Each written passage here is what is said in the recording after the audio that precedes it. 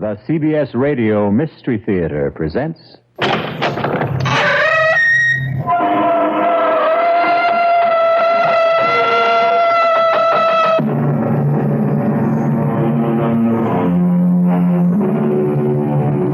Come in. Welcome. I'm E.G. Marshall. Welcome to the sounds of suspense, to the fear you can hear. Relax and listen to the strange tale of a strange man, though no more strange than anyone who has suffered what you might call a mutilation of the soul. And who of us has not, at one time or another, suffered such a mutilation? What means did we use to restore ourselves? How quickly did we recover? How well did we heal? The answers vary even as we vary. One man's answers are revealed, we trust, in the story which follows. I'm cold. So am I. It's the darkness I mind the most, not to be able to see you. Oh, touch me. That'd help. Oh, my God, where are you? Right here. I can't find you. Keep talking. I'm here. I can't. Huh? Oh, here you are. Oh, darling, don't let go. Never. Oh, never.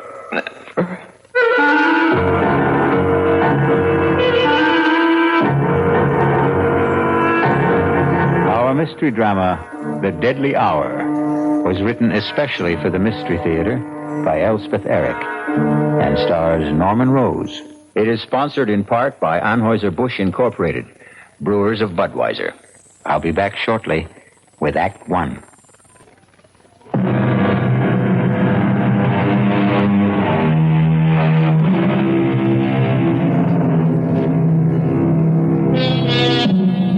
A person who seems strange, we call grotesque, incredible, not to be believed.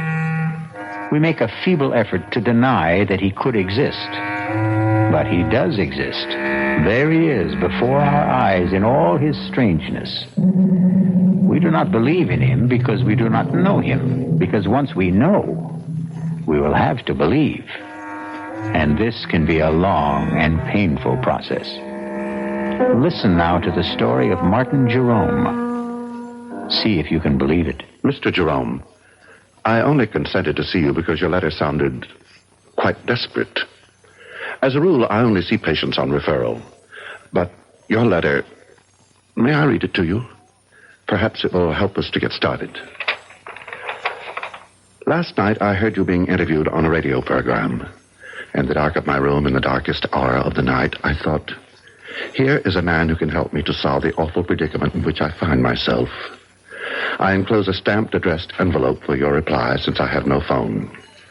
I am counting on you. Sincerely, Martin C. Jerome. Well, Mr. Jerome, the hour is passing, and I don't want you to waste your money. Take your time. Take your time if you have difficulty in talking. I'll wait. Doctor. Did you say something, Mr. Jerome? Doctor, you... Yes. You are the first person I have spoken to in 25 years. You said 25 years? Yes. I begin to understand your silence. Can you tell me what drove you into this silence? I married a woman. Yes. The most desirable woman in the world. My Helen. My adored one. I never thought that an insignificant man like myself could even aspire to possess such a woman. And the day she said those words to me, I could scarcely believe my ears. You're a dear, Martin, and I'd love to marry you. Helen, I can't think why you'd want a man like me. Because you're sweet. Let's get married right away. What about next week? The world changed completely for me. Everything became important, immediate. The sun shone just to keep me warm, and the breeze blew to make me cool. Me, Martin Jerome, me. I had been so blessed. Yes? It was a beautiful wedding. Helen had a great deal of money, and I was fairly well off. Many people came to the church, and even more to the reception. People of prominence. I knew them all. All but one. He was tall. Unusually tall. As I am unusually short. He was handsome, as I am not. He was charming, self-assured, very much at his ease, all of which I have never been. You couldn't help noticing him. Helen, who's that very tall man talking to your mother? The pale man with the black mustache? I've no notion, love. It's probably someone Mother invited. Good looking, isn't he? Sort of. Come on. Time to cut the cake. We sailed for Europe. My head was swimming with visions of the life I had embarked on. The good life, the beautiful life. One night on the ship, we were at dinner. Helen, look over there. To your right, against the wall, sitting by himself. Isn't that the man who was at our wedding? 500 people at our wedding, love. He's getting up from the table. A tall man, black mustache. Your mother must have invited him, you said. Well, then I guess she did. After dinner, we danced for a while. Then Helen said she had a headache, but I should stay and enjoy myself. Well, I tried, but I couldn't enjoy myself without her. I was too much in love for that. I watched the dancers for a while, drank a brandy. I managed to kill an hour, and then I went down to our stateroom. Helen wasn't there. When I stepped back out into the corridor, there she was, coming out of another stateroom about 6 doors from ours. Darling. You weren't in our room. I didn't know what to think. You said that you had a headache. I've been doing a little detective work. You were so anxious to know who the tall man was. Well, I found out. He's not precisely a friend. His mother came to the wedding and dragged him along. Helen, you were in his stateroom. I ran into him in the corridor, and he said to come in for a nightcap. Let's go to bed. Our stateroom is much nicer than his, by the way. We went to Paris. And then because she loved to ski, we went to St. Moritz. She was very good on skis. Effortless as a bird flying.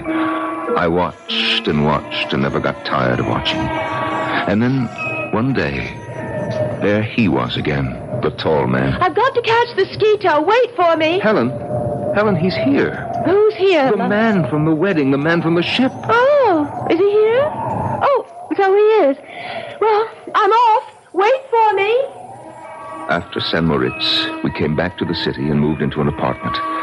I went to work. We made friends. Helen grew lovelier every day, and she was her loveliest the day she told me that we would have a child. Tell me about that. Well, Helen was very, very light-hearted, very casual about the prospect, but I... Yes? How did you feel? Well, it's hard to tell you, Doctor. Oh, I know every man is what, excited, happy, I don't know, but I felt bowed down, Doctor, actually crushed by my own good fortune. That a man like myself, so petty, so pitiable, should be given a child by a woman like Helen. Have you always thought of yourself as petty and pitiable? I have. Why? Because I am. Go on, please. I could scarcely concentrate on my work once I'd heard the good news. Helen was on my mind all the time. And one day, I suddenly couldn't bear being in the office, couldn't bear being anywhere except where she was. And I rushed home. I suppose you know what I found. I think you'd best tell me. I hurried to the bedroom looking for her. I burst through the door. And in the bed, our bed, there he was. The man from the wedding. From the wedding, from the ship, from the ski tow. He looked at me, standing in the doorway. He said not a word, but his red lips smiled. And then the bathroom door opened, and Helen took a step into the room.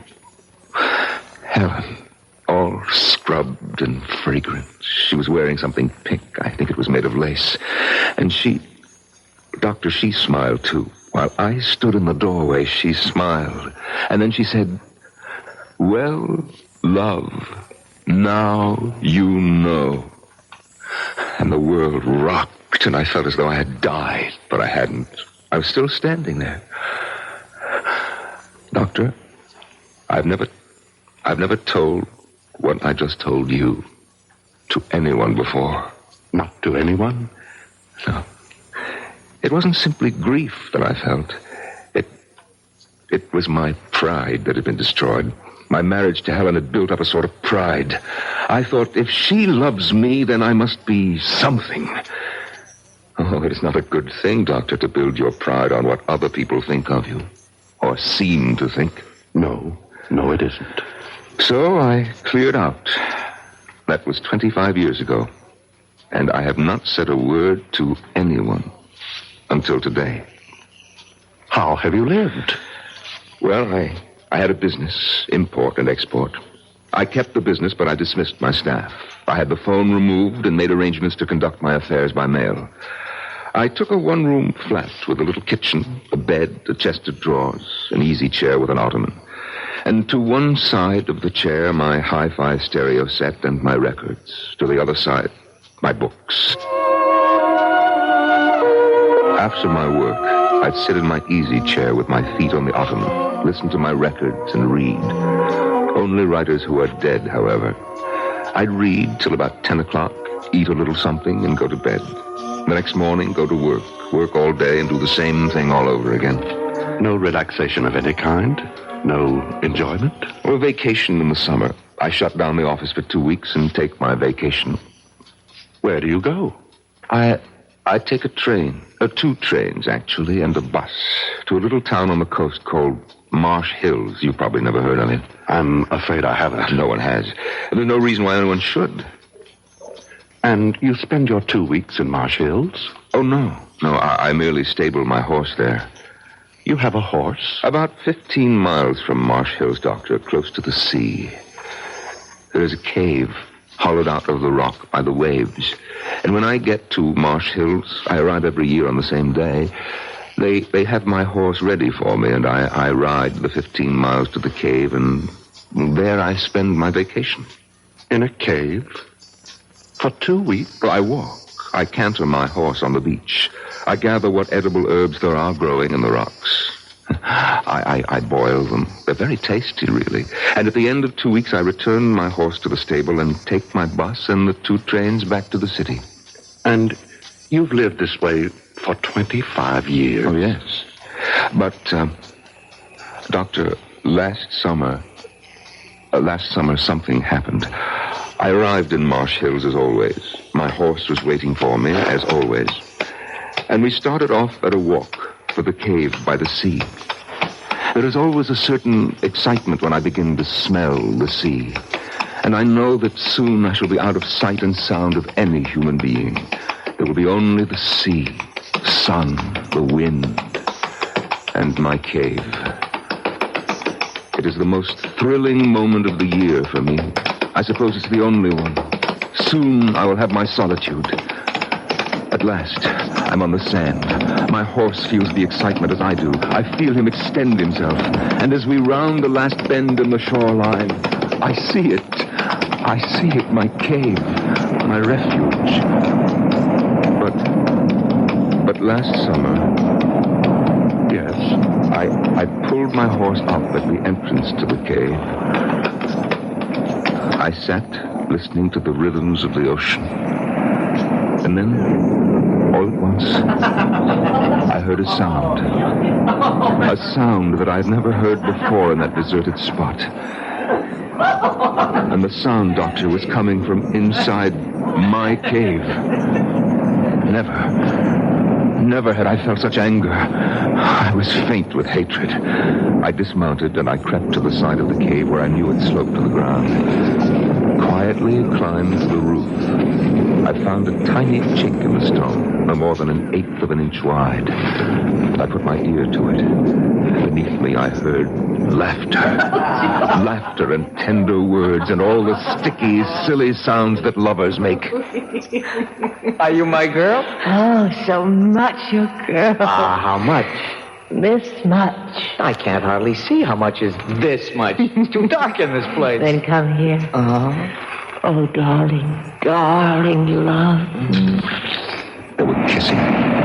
They were using my sacred sanctuary for lovemaking. I almost fell from the roof of the cave. I struggled to stay where I was, and my feet dislodged a shower of stones.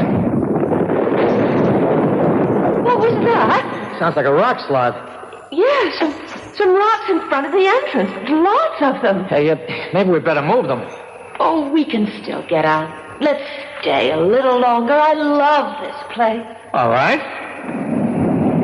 I climbed down. My brain was on fire. My whole body was on fire. I had never felt such hatred as I felt then. Not since... Well, Doctor, you know when, I've told you. I took hold of a big boulder.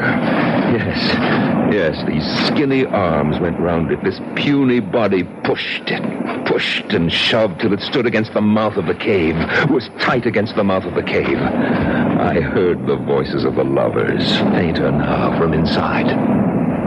George, it's really dark. Darker than before. Aaron, there's no light at all.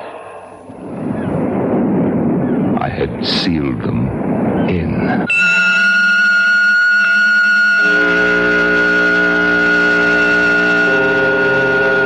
What is darkness? It is the state from which we emerge, and it is the condition to which we return. We come from the darkness of the womb. We leave for the darkness of the tomb. In between is light and life. I'll be back shortly with Act 2.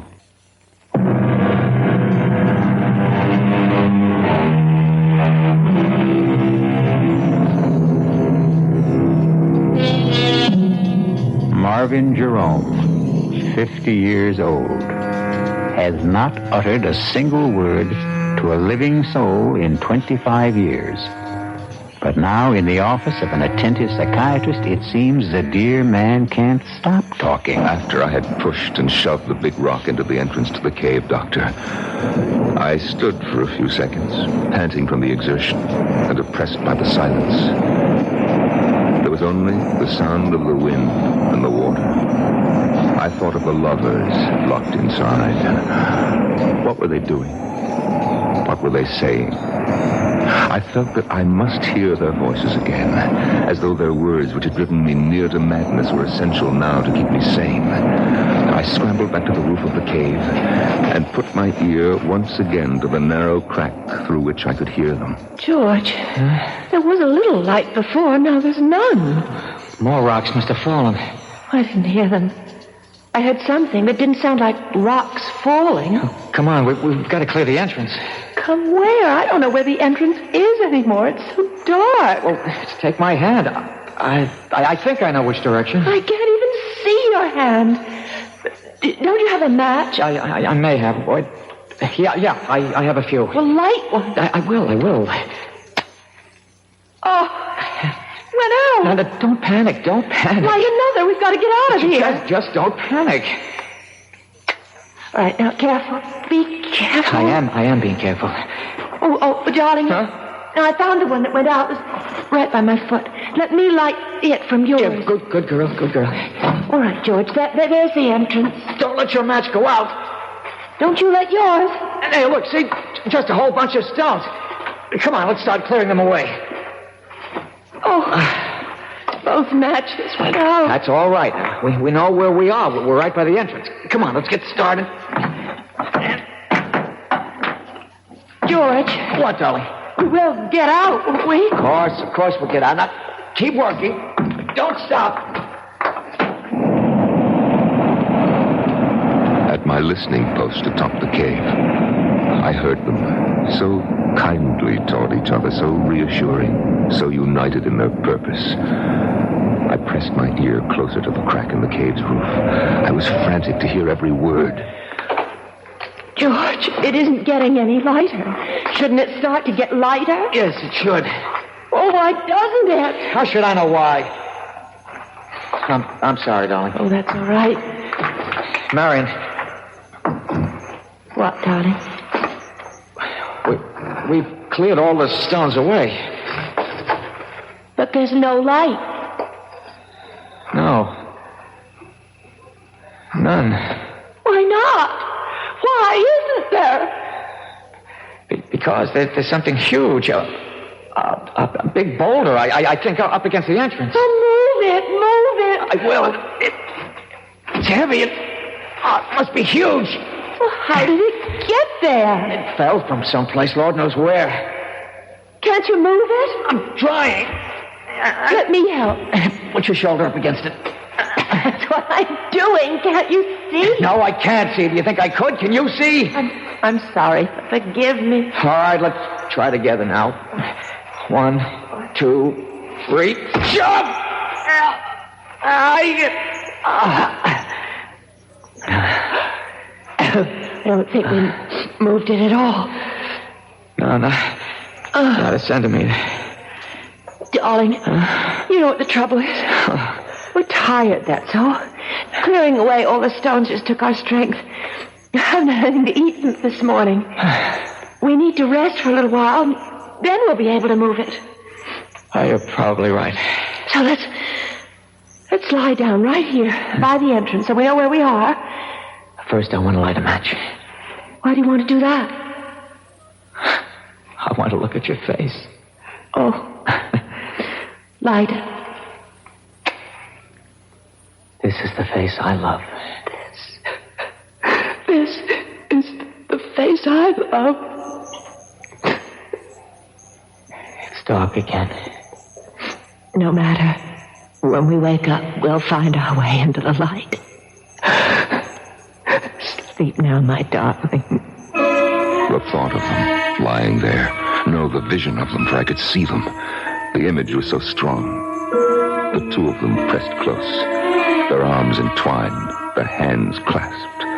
The two young bodies fitted so tightly together against the dark and the cold. The nameless memory crowded in on me, and I knew what it was I remembered and would not name. And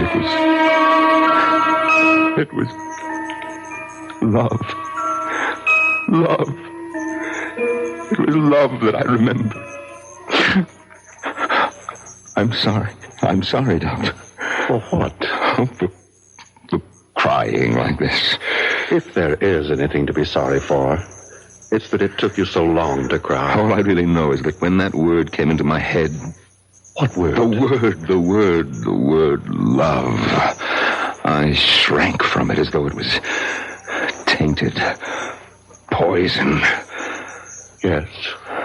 And then?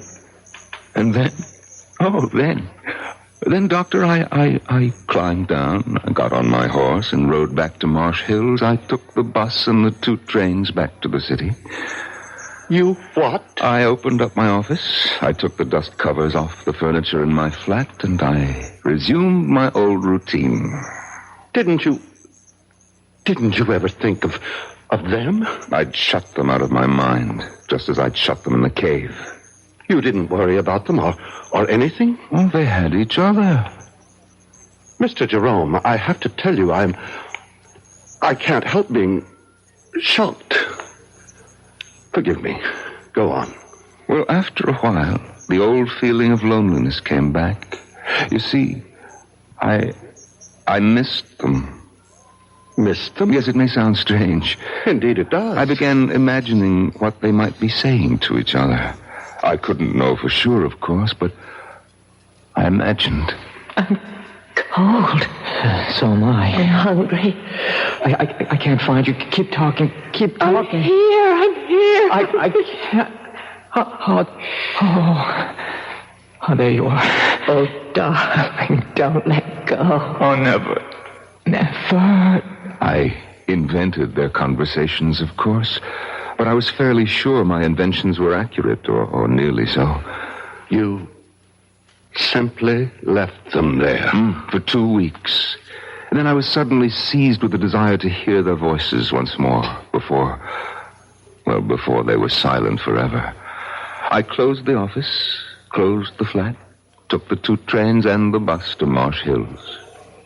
They were surprised at the stable to see me back again so soon, of course, but they saddled my horse and I set off for the cave.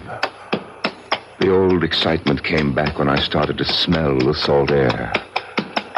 There was the familiar thrill which I had looked forward to each summer for 25 years, till they had invaded my kingdom by the sea.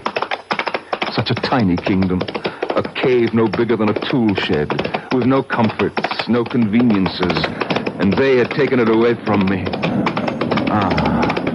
On the sand at last, we round the last bend, and I see it. My cave, my refuge. And even from a distance, I can see that the big boulder still stands wedged into the entrance. What did you do then, Mr. Jerome? I dismounted. I climbed to the roof of the cave. After all, I had made the long and rather arduous trip to hear their voices once more, if I could. I crouched down. I put my ear to the narrow crack. And were they still alive? Oh, yes. Yes. Weak, of course, but alive. Oh, yes, they were still alive. Are you all right, George? Yes. Are you? I'm all right. If we only had something to eat. Anything. Don't think about it. You think there's any use trying to move that big rock again? No? I guess you're right. Oh, we've got about a third of the energy we had to start with. We better save whatever we've got. Save it for what, George? I don't know. I know. For when somebody finds us. It's possible, isn't it, for somebody to find us? Of course. Oh, George, I'm thirsty. Can you find the place where that trickle of water runs down the side? I think so. Feel along the cave wall to your right. But it's so black in here. You should be there by now. Light the match. No, it's the only one we have. George, wasn't there sort of a ridge, an indentation where the water trickled down in some moss? That's right. Well, I think I found it. Oh, good. There's no water. There must be. There isn't. Then you're in the wrong place. Then you find it. You're so smart. I know exactly where. It's about here. I remember this. It ought to be right here. Yes, it ought to be, but it isn't. It ought to be, but it isn't. Marion, shh. There's no food. Now there's no water. George, what will become of us? Shh. Doctor, I wanted to call to them. I wanted to say, wait for rain.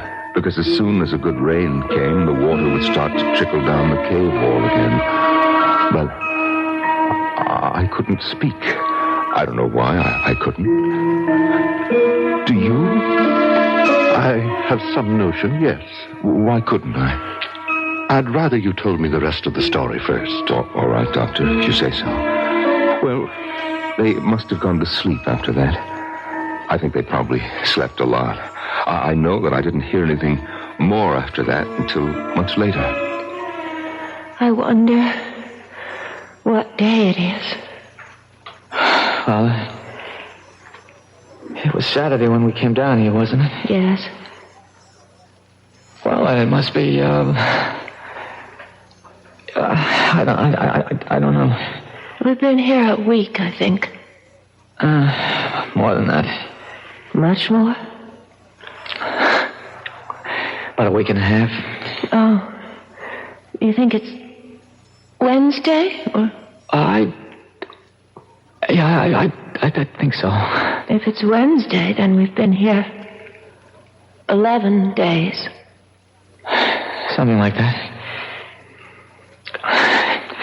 What difference does it make? I'd just like to know, that's all. Oh, don't be angry, darling. Doctor, I had the craziest impulse to whisper to them, It's Tuesday. I almost laughed. Why do these ludicrous ideas come into our heads at the weirdest moments of our lives? Perhaps it wasn't as ludicrous as you thought. Of course it was. I was there to watch these people die. Listen to them die is more like it. And I still wanted to tell them what day of the week it was. If that's not ludicrous, I don't know what is. Tell me, what happened next? I went to sleep on the roof of the cave. After the sun came up in the morning, I got a sandwich out of my saddlebag and a flask of brandy and sat on the sand for a while, watching the ocean. And then I went back to my listening post. George. Yes? I'm going to try walking around a little. Oh, Lord. This darkness is driving me mad. No, it's not. No, it's not. Let me have a match. No. Oh, give it to me. I won't. What was that? I heard something. I stumbled over something. Well, look for it. Fish That's around. what I'm doing. Got it. What is it? Feels like a little sort of a pan. Pan? Well, about 5 inches wide. What? Enamel, I think. Feels like enamel. It's a little pan to cook things in, the sort of thing campers might use. Wait. That means somebody's been here before. And that means whoever was here could come back. Or somebody else could. I mean, this cave is a place people come to. We're not the only ones. We're not the first. Other people have... They'd stumbled across the little enamel pan I had used to boil my herbs in. I couldn't bring myself to speak to them, but I took a packet of matches, the cardboard kind, and I wrote on it, I am here. Just that. I am here. And I slipped it through the crack in the roof of the cave.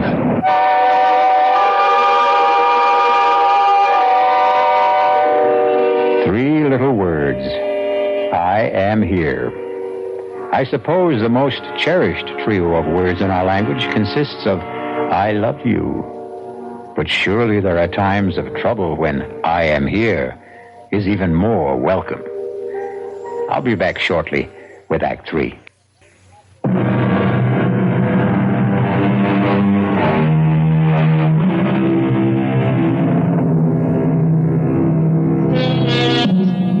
It is the disease of not listening, the malady of not marking, that I am troubled withal. So said Henry IV, according to William Shakespeare. But the disease that troubles Martin Jerome is listening too closely, and his malady is marking too well. I pushed the packet of matches with its absurd message down through the crack in the cave with a little stick. I heard it drop. I knew it had reached them even before I heard Marion speak. George. Huh? Something just dropped onto my shoulder. George, light the match. Marion, it's our last match. I don't care, light it. I have to know what fell on my shoulder. I don't like to use George, up our last... please, if you don't... All right. All right. Take it easy. Do you see anything? It hit my shoulder, and then it... Here it is. George! Well, it's matches. It's a whole fold of matches. You're kidding. I'm not. There's something written on it here, George. Wait a minute. It says, I am here. Who's here? I don't know. Oh, my God, that's the end of the match. I held it till I burned my fingers. I'm sorry, I couldn't. It's all right. What? We have matches now. Can you see? It isn't signed at all. It just says, I am here. That's all. But who's here? It doesn't matter, does it? Somebody's here. That's what counts. Why doesn't he say something? Call out to us or something. Tell us that everything will be all right. Maybe he's gone for help. Oh, yes, that must be it. Yes, that is it. It's all right now. It's all right as long as somebody's here. I couldn't stand their joy over my simple-minded message. They seemed like silly children, as silly as I felt myself. for I hadn't the faintest notion what I was going to do once I had made this strange contact with them. I climbed down and sat on the beach staring at the water until I fell asleep. I must have slept the rest of that day and all night because it was the sun coming up behind the horizon that woke me. I went back to the cave, climbed to the roof, and put my ear to the crack. George, I can't stand it. Where is he? How should I know? Stop asking me. He wouldn't give us a message like that. He wouldn't write, "I'm here" on a package of matches and then just go away, would he? How do I know? You keep asking me as though I had an answer. I'm not hungry anymore. I haven't been hungry for a long time. I just feel terribly weak. Damn it, I know. Now, will you shut up? Just shut up. We'll die here, George. Be quiet. No water. No food. We'll die here. I said shut up. Whoever wrote that note must have been a madman. Whoever he was, wherever he was, he's gone away. Yes. And we'll die in this cave. I don't intend to die in this cave. Oh. And just what do you think you'll do about it? Something. Nothing you can do. I'm just not going to die. Yeah. Not yet. Yeah, you are. Make up your mind to it. What are you doing now? I'm going to light a match. Matches.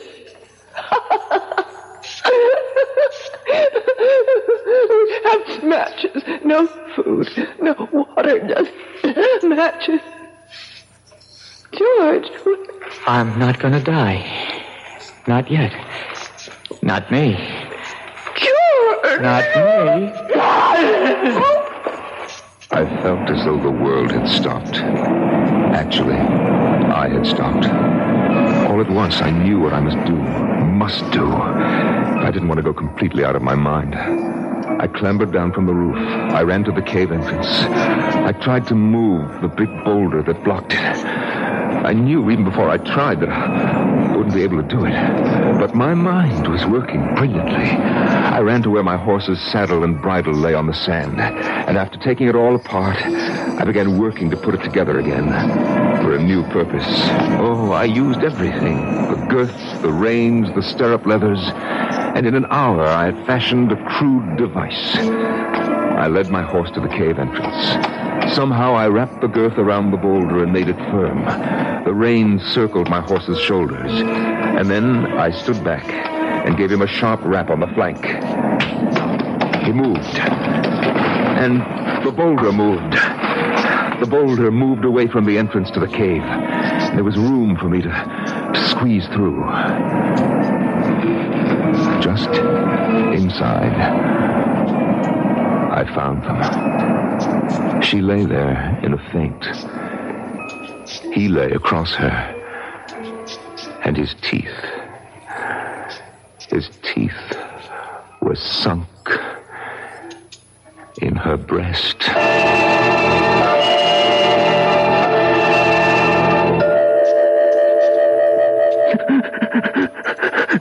Mr. Jerome, would you like to wait till another time to tell me? No. I must tell it to you now. I carried their bodies out, and I put them on the back of my horse. I threw a halter over his head and led him the 15 miles to Marsh Hills. It took all day because I stopped every hour to be sure that they were both breathing.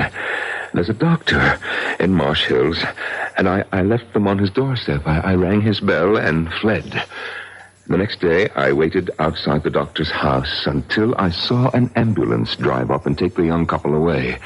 They were able to walk, so I knew they were all right, or soon would be. I went back to the city, but not before I had memorized the name of the hospital, which was printed on the ambulance. And from the city, I wrote to the hospital. I pretended to be a concerned relative. They answered me. They said that the girl, Marion, had already been discharged, but that they were keeping the young man for a few days more. They would let me know when he could go home. And they did let me know. I remember it was on a Sunday. And as he walked out of the hospital, I was waiting for him. He didn't seem at all surprised to see me. I took his hand. He came with me quietly. We boarded the bus. We took the 2 trains, no trouble at all. And when we got to the city, we went to my flat. He undressed, he bathed, and got into my bed. And he went to sleep. That was, 6 months ago, Doctor. And he's been there with me ever since. He's all right? Oh, he's very well. I sleep on the floor now. He sleeps in the bed. I cook his breakfast, come home from the office and cook his lunch. And, of course, I make dinner for us both at night. And, we listen to music. I read a book, but he just listens to the music. Oh, yes, he's in good health.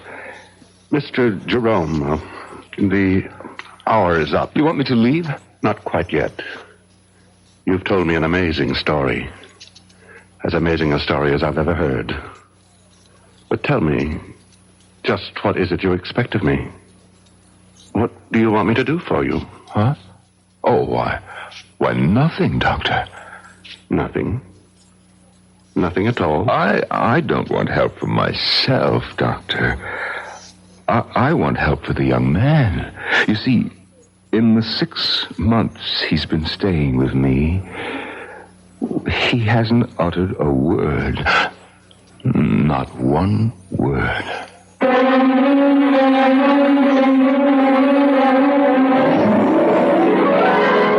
Go see the doctor, young man. Yes, George, he can help you to unburden yourself. He will make the words pour out in full confession, and you'll feel the better for it. Why, look what he has just done for Martin Jerome.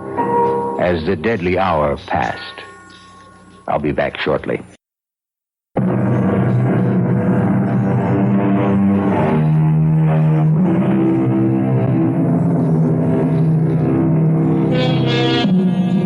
You've heard of the 7 wonders of the world? The Grand Canyon, the Taj Mahal, Niagara Falls, and I forget the other 4. No matter. Because they are simple things compared to the human mind in all its deviousness, all its twists and drifts. Why, I could sit in wonder at the human mind for the rest of my life. Our cast included Norman Rose, Marion Seldes, John Barragray, and Jack Grimes. The entire production was under the direction of Hyman Brown. Radio Mystery Theater was sponsored in part by the Kellogg Company, makers of Kellogg's Special K cereal. This is E.G. Marshall inviting you to return to our Mystery Theater for another adventure in the macabre. Until next time, pleasant dreams.